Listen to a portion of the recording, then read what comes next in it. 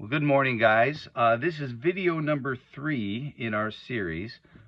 This has to do with how air works around low and high pressure systems. This is a technique that Mrs. Anderson and I picked up at the National Weather Service station in Davenport when we were actually learning how to teach the weather and how the weather works. And we thought it would be a good idea for you guys to know the same technique, okay? So we're going to start with the predominant driving force of so much weather, and that is a low pressure area. So the first title is going to be air movement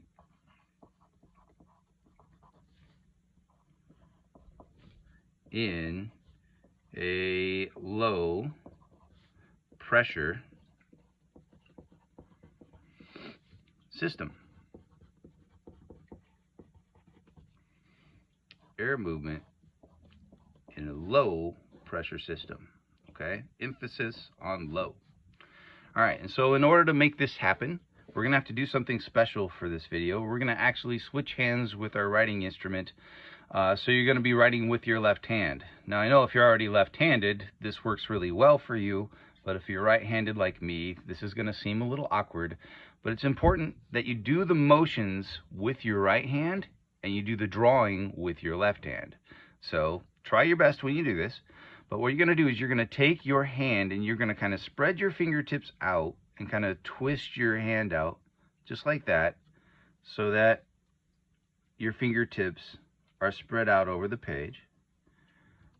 And so then what you're going to do is you're going to mark just a little pencil point where your fingers ended up as you spread your fingers out like that. Okay? And so this is kind of like the beginning point of the air. Okay? Now this is a low pressure system. Remember, low pressure is like a vacuum cleaner. It's a place where things are gonna just get drawn in as the air kind of pushes and it just kind of clusters up, and it kind of brings everything together. Okay? So here's the air movement, and what's going to happen is as the air spins, we're going to bring our fingers in. So everything's kind of coming in and it's spinning in this direction, okay? So it's almost like you're waving in kind of a weird style like that. So we're going to start here where we started in the first place, and we're going to bring our fingertips in and then just twist them in like that. And then we're going to mark where our fingers ended up. Where my pinky is there. And then my thumb. And then what you'll do is you're going to make arrows that show the motion of your fingers like that. So if I look at my pointer finger right here and I think about where I began and where I ended up, this is how the air moves in a low pressure system like that. And then this was the motion of my thumb like that. This was the motion of my middle finger. This was the motion of my ring finger. And then the motion of my pinky was like that. And so this is how air moves around a low pressure system. So on a weather map, when we start learning about how the weather is forecasted and how we predict the weather, you'll often see a big L sign or a big low, just like that. And so that's showing that air is being brought in a low pressure system. It's also rising and expanding, and there's all kinds of energy involved with this. And this is where storms occur. This is where all the clouds are brought in. This is where the air is really changing and condensing fast.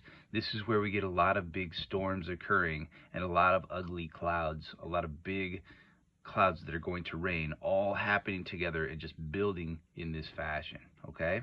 It's a spin that's counterclockwise.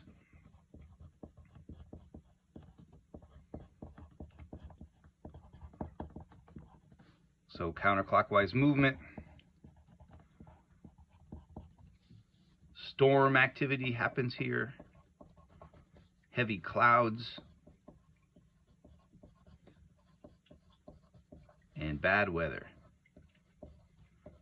typically are associated with low pressure systems like this. This includes tornadoes, it includes hurricanes. It's a lot like a vacuum cleaner that's just bringing in all the junk, okay?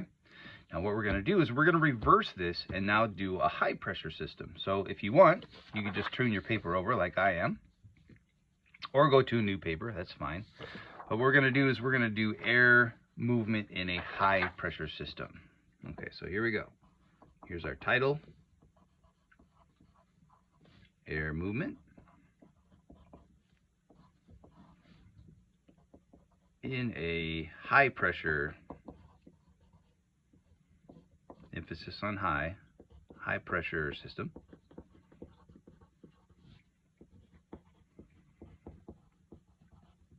And a high pressure system has a lot of molecules in it that are pushing out, okay? So there's a lot of molecules that are ready just to expand out. There's a lot of energy pushing out just like that, okay? And this is the reverse of the low. So if you remember, the low is where everything spins in. The high is the reverse. Everything's going to spin out, okay? So once again, I know this is going to be awkward for all you right-handers out there, and it's a little awkward for me too. But we're going to take our fingertips and we're going to squeeze them in like that and twist them in. I'm going to take my pencil and I'm going to carefully mark where my fingertips are.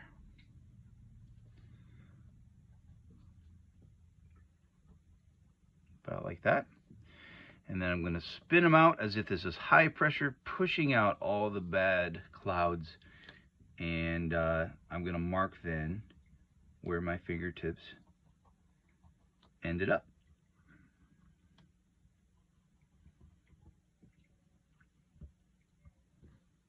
Okay, so I'm going to try to remember where my first finger started.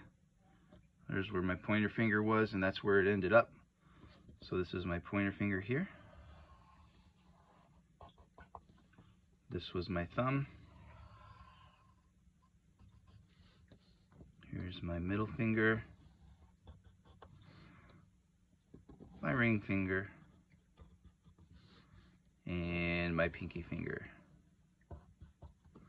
And this is where you see, on weather maps a lot, you'll see a nice big H like that, okay? So everything is kind of reversed. It's the opposite of a low pressure system in so many ways, okay? So if low pressure system was spinning counterclockwise, high pressure is clockwise movement.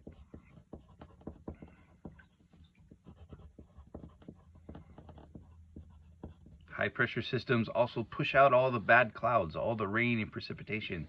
So this is typically associated with good weather. I'm going to say nice clouds. We haven't done a cloud exercise yet, but we will very soon. So nice clouds and good weather, clockwise movement. And this is a very expanding situation. I'm going to put that it's expanding. Okay, and that's the what I have for you guys for high and low pressure movement. Nice job, guys.